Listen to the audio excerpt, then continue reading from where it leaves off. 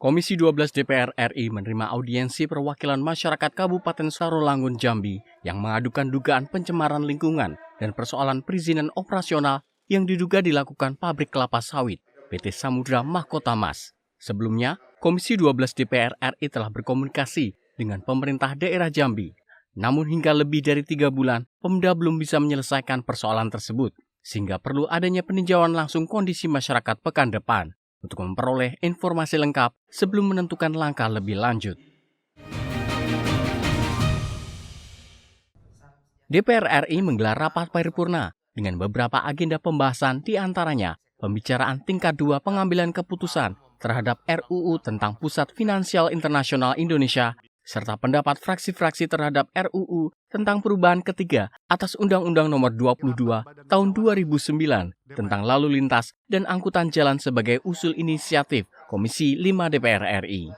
Pada akhir rapat paripurna, Ketua DPR RI Dr. Honoris Causa Puan Maharani menyampaikan pidato penutupan masa persidangan 5 tahun sidang 2025-2026, sekaligus menandai masa reses yang berlangsung mulai tanggal 22 Juli hingga 13 Agustus 2026 mendatang.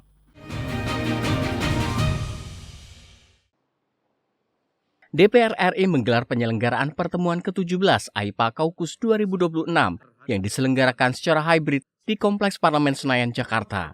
Forum Parlemen se-Asia Tenggara ini membahas berbagai isu strategis kawasan, termasuk respon terhadap rivalitas geopolitik dan penguatan sentralitas ASEAN.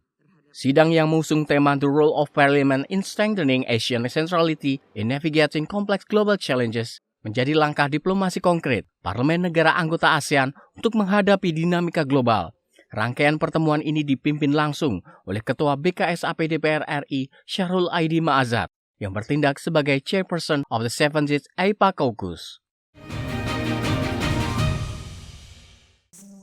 Pada kunjungan kerja ke Denpasar, Bali, Komisi 2 DPR RI menyerahkan sertifikat tanah atas rumah ibadah Pura Dalem, Desa Adat Panjer. Hal ini diharapkan mampu memberikan kepastian hukum bagi rumah ibadah di sengketa lahan. Hingga saat ini, Kementerian ATR BPN mencatat lebih dari 2,3 juta bidang tanah di Bali telah terdaftar atau sekitar 95,4% dari total bidang tanah yang ada. Dari jumlah tersebut, sekitar 1,94 juta bidang sudah memiliki sertifikat, sementara sisanya masih dalam proses penyelesaian.